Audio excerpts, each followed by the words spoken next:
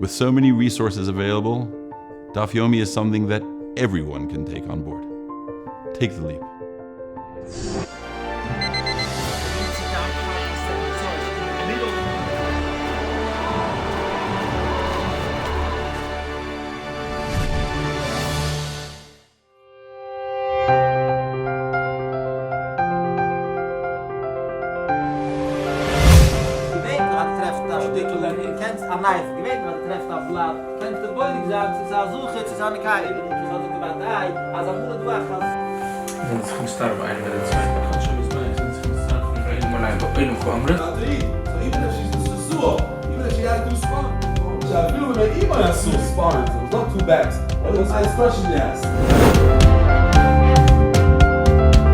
There's always a daf that needs to be learnt.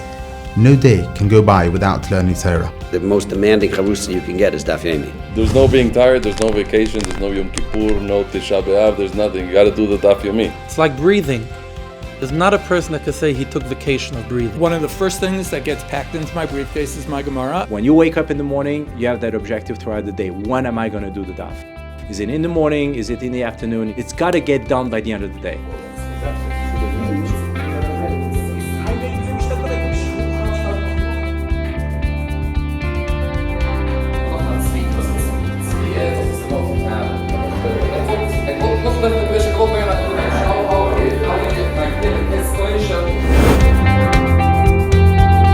Anyone can do it. It's never too late. Just do it. Just jump into it. Do the daf. It's an absolutely amazing experience.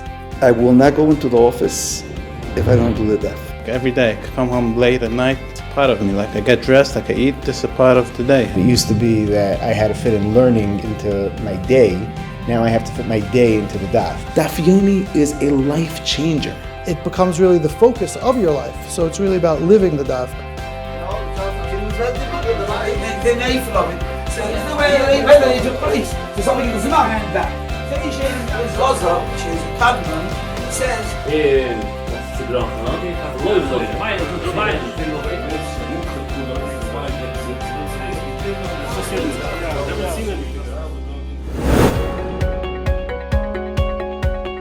Every day is a celebration. Every daf is a journey. The chevra of Daf Yomi is like just a big happy family. Everyone, all different types of people together, and we feel like family.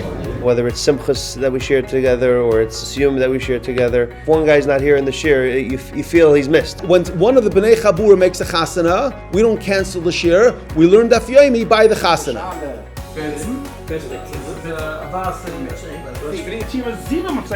All the means you should have a team of Siyum.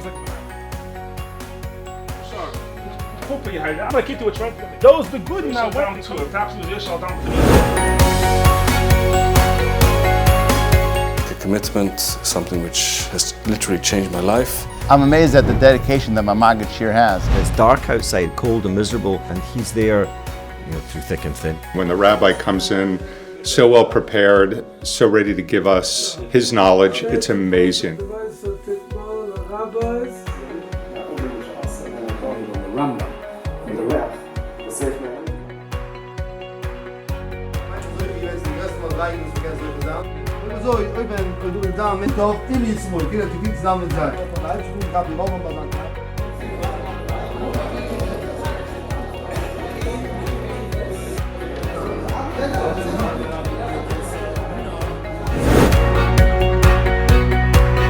Wherever you are, whatever you do, you always have one black to do.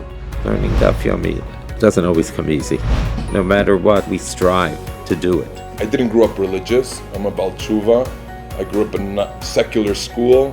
And every day, this thing keeps me really religious. If it wasn't for the Daf Yomi, I wouldn't be learning now.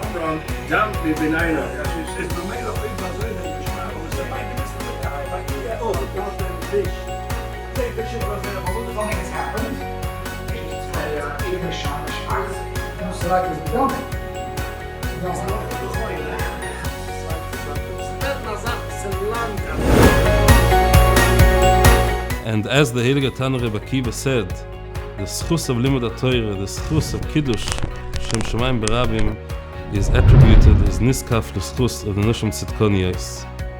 certainly to be part of any Daf Yomi group, whether you're teaching it, whether you're learning it. Of course, it's Shali, Vishalachem, Shalahi, and they're as much a part of this Simcha as the men who are being Messiah. Once you start, you make it a kriyas, you're so attached that you want to keep up. Don't ever give up. Always start. Don't miss a day. Start learning Daf Yomi right now, this very day. There's no question that anybody who decides they want to do this can do this, and it will change your life. One of the butchers or whether the fish mash. It's a larger size. It's going to smell of it.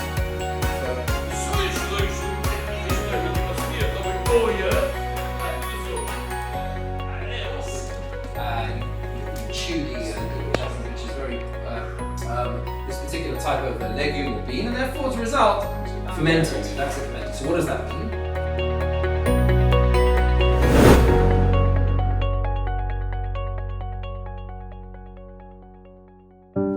My name is David Rothschild. Chasdei Hashem. I'm 96 years old. I have a lot to thank HaKadosh Baruch Hu, but one of the biggest events in my life was how Daf Yomi changed my life. I come from a family. We were 10 siblings, 9 boys and 1 daughter. And when I was 16, 17 years old, my father sent me to yeshiva.